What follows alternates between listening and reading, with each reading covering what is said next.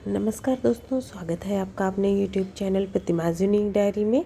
दोस्तों, इस वीडियो में 3 उपाय बताने वाले हैं जो कि पूज्य गुरुदेव की मथुरा कथा से बताए हुए उपाय हैं। 2 उपाय आपको कनेर के फूल से करना है और ये उपाय आप मुख्य तिथियां जो होती हैं महीने की, जैसे अमावस्या तिथि हो गई है, अष्टमी तिथि हो गई है, मासिक शिवरात्रि है, सोमवार का दिन है, इन तिथियों पर आप कर सकते हैं।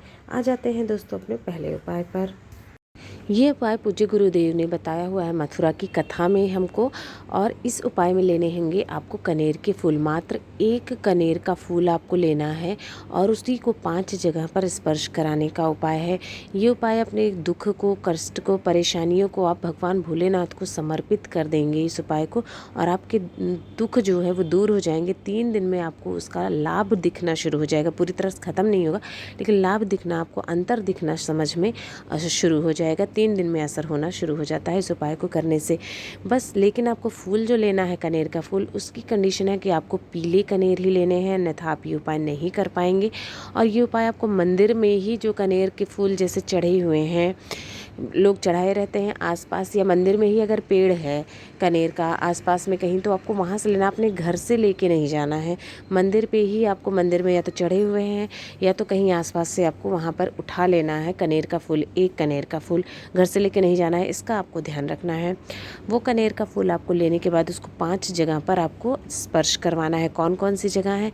सबसे पहला तो गणेश भगवान को जो स्थान होता है शिवलिंग के दाहिनी तरफ, वहाँ आपको छुआइएगा। और हर जगह जब आप छुआ रहे हैं तो श्री शिवाय नमस्तुभ्यम या ओम नमः शिवाय कहना है। दूसरा बार आप छुआएंगे कार्तिकेय भगवान की जगह पर, यानी कि बाएं तरफ शिवलिंग के। तीसरा माता की भगवान की प्रिय पुत्री जो है, छोटी पुत्री माता अशोक सुंदरी, उनको स्पर्श कराएंगे, छुआएंगे। चौथी जगह आपको छुआना है जो शिवलिंग के ऊपर आपका मटका रखा रहता है, घड़ा जिससे जल नीचे गिरता रहता है बूंद बूंद करके, उस जगह पे छुआना है। अब बहुत लोग कहेंगे कि बहुत जगह शिवलिंग पर क्या होता है, मंदिर में घड़ा नहीं रखा रहता है, तो उस जगह, उस कंडीशन में आपको क्या करना है, तब आपको शिवलिंग के ऊपर ही चौथी बार छुआना है कनेर के फूल को।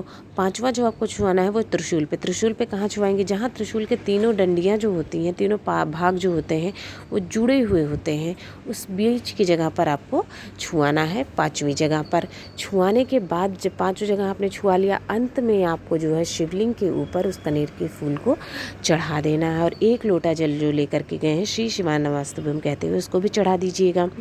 फिर आप जब चढ़ा देंगे तब आपको हाथ जोड़ के भगवान से प्रार्थना करनी है कि आपकी जो भी इच्छा मनोकामना है वो पूरी हो जाए। आपके कष्ट के लिए, आपने जिस दुख के लिए, परेशानी के लिए उपाय किया है, वो कष्ट आपके दूर हो जाए। और इस उपाय को करने से वो कष्ट ज़रूर दूर होते हैं। कनेर का फूल भगवान को अति प्रिय होता है। आते हैं दूसरे उपाय पर। दूसरा उपाय, आप घर में लड़ाई झगड़े बहुत होते हैं, पारिवारिक कलह बनी रहती है, कलेश बना रहता है, चाहे कलेश घर के सदस्यों में हो या पति पत्नी में हो, माँ बेटे में हो, कैसा भी कलेश घर में बना रहता है, नकारात्मक माहौल बना रहता है, लड़ाई झगड़े बहुत ज़्यादा होते हैं, एक दूसरे की वैल्यू नहीं है घर में किसी को, तो कलह से अगर बहुत परेशान हो चुके हैं आप, तब आपको ये उपाय करना है। जीवन में सुख शांति के लिए, सुख समृद्धि के लिए आपको ये उपाय करना है। लेना होगा आपको 1 कनेर का फूल। अब ये आपको मंदिर से नहीं लेना है, आपको ये उपाय अपने घर से ही लेके जाना है। कनेर का फूल आसपास कहीं से भी, जहाँ से भी आपको मिल जाए वहाँ से लेना है। पीला कनेर ही लेना है। साथ में आपको 2 लोटा जल लेने हैं। अब ज़रूरी नहीं है कि स्टील तांबे का लोटा हो, चाहे स्टील का ले लीजिए या 1 तांबे का, 1 स्टील का, जो भी आपको लेकर के आ जाए, या ग्लास ले लीजिए, लोटा नहीं है तो 2 पात्र में आपको जल लेना है। इन शॉर्ट आप कह सकते हैं दोनों चीज़ लेके चली जाना है शिव मंदिर, शिवलिंग के पास। सुबह से शाम तक कभी भी ये उपाय कर सकते हैं आप।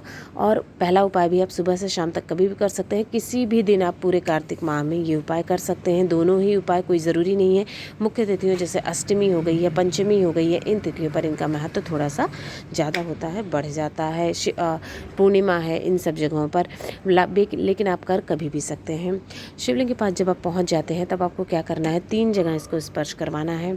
सबसे पहले जो माता अशोक सुंदरी का स्थान है, उस जगह पर आपको जो आपने लिया हुआ है कनेर का फूल, उसको स्पर्श कराइएगा। दूसरी बार आपका जब माता का हस्तकमल होता है, उस जगह पे आपको स्पर्श करवाना है। और तीसरा जो है, आपको शिव भगवान के शिवलिंग के ऊपर उस कनेर के फूल को चढ़ा देना है। स्पर्श नहीं कराना है, सीधे अभी चढ़ा देना है। 3 जगह चढ़ा दिया है श्री शिवाय नमस्तुभ्यम कहते हुए। अब 2 लोटा जल जो आपने लिया हुआ है, उसको अलग अलग नहीं, एक साथ अपने दोनों हाथों में पकड़िएगा और दोनों जल को श्री शिवाय नमस्तुभ्यम कहते हुए एक साथ आपको जल चढ़ा देना है। दोनों से एक साथ जल गिराना है, दोनों हाथों में लेकर के और चढ़ा देना है। इसके बाद भगवान से विनती करनी है, प्रार्थना करनी है कि आपके घर की जो कलह है, जो परेशानी है वो दूर हो जाए। आपके घर में धीरे धीरे से इस समस्या का अंत होना शुरू हो जाएगा। आते हैं तीसरा उपाय पर। तीसरा उपाय क्या है? पहला काम तो इसका धन वृद्धि के लिए है। अगर धन संबंधी परेशानी है या धन वृद्धि करवाना चाहते हैं तब उपाय कर सकते हैं। दूसरा, अगर कोई मनोकामना है वो अधूरी रह गई है, बहुत दिनों से पूरी नहीं हो रही है, तो उसके लिए आप ये उपाय कर सकते हैं। इसके लिए लेना होगा आपको एक बेलपत्र मात्र, जो कहीं से कटा फटा ना हो। साथ ही साथ लेना होगा शमी पत्र। कितने? एक ही शमी पत्र लेना होगा और 1 लोटा जल भी आपको लेना है। ये 3 चीज़ें बस आपको चाहिए होगी। सुबह से शाम तक कभी भी किसी भी दिन आप ये उपाय कर सकते हैं। लेकर के चले जाना है तीनों चीज़ें आपको शिव मंदिर, शिवलिंग के पास में। वहाँ पहुँचकर आपको क्या करना है? सबसे पहले जो आपने एक बेलपत्र लिया हुआ है उसको आपको लेना है और माता अशोक सुंदरी के स्थान पे स्पर्श करवाना है। इस बार आपको ध्यान क्या देना है? आपका जो डंडी हमेशा बाहर की तरफ रखती है, इस बार आपको डंडी शिवलिंग की तरफ रखना है और पत्ती रखना है बाहर की तरफ। इस तरह से आपको स्पर्श करवाना है। उसके बाद आपको शिवलिंग के ऊपर वो बेलपत्र रख देनी है, चढ़ा देनी है। ये एक तो आपने कर लिया श्री शिवाय नमस्तुभ्यम कहते हुए। अब आपके पास ऐसा है समी पत्र। जब आप जल चढ़ाते हैं तो जहाँ से जल नीचे गिरता है, जलाधारी का जो वो एंड पॉइंट होता है, वहाँ पर आपको वो शमी पत्र अर्पित करना है, चढ़ाना है। एंड पॉइंट पे आपको दोनों चीज़ें आपने चढ़ा दी। अब अंत में आपने जो 1 लोटा जल लेकर के गए हैं वो शिवलिंग के ऊपर आपको श्री शिवाय नमस्तुभ्यम या ओम नमः शिवाय कहते हुए चढ़ा देना है। और आपकी जो भी मनोकामना है, धन संबंधी समस्या है, मनोकामना है, वो आपको व्यक्त कर देनी है। भगवान भोलेनाथ आपकी वो समस्या ज़रूर सुनेंगे, उस समस्या का अंत ज़रूर होगा, ख़त्म ज़रूर होगी वो समस्या। दोस्तों, इस वीडियो में आपको 3 उपाय बताए हैं। जो उपाय आपकी परेशानी से संबंधित हो, जो उपाय आपको आसान लगता है, वो उपाय करके आपको ज़रूर देखना चाहिए अपनी परेशानी से संबंधित। श्री शिवाय नमस्तुभ्यम।